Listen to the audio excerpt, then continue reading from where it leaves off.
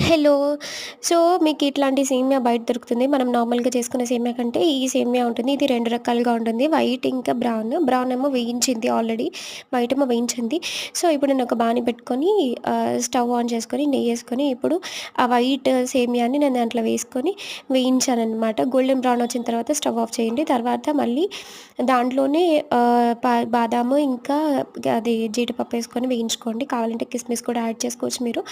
ఆహ్, తర్వాత ఇవి కూడా వేగిన తర్వాత పక్కన ఇంకొక స్టవ్ మీద పాలు వేడి చేసుకోండి. ఆ పాలల్లోనే చక్కెరేసుకొని వేడి చేసుకోండి. ఇది పొంగు వచ్చిన తర్వాత బంద్ చేసి ముందుగా వేయించుకున్న సేమ్యా ఇంకా జీడిపప్పు వాటిని దీనిలో షిఫ్ట్ చేసుకొని కలుపుకోండి. అయితే టేస్ట్ కోసం నేనిప్పుడు మిల్క్ మేడ్ యాడ్ చేస్తున్నాను. మిల్క్ మేడ్ యాడ్ చేస్తే ఏంటంటే ఆ కమ్మదనం వస్తది. చాలా టేస్టీగా ఉంటుంది.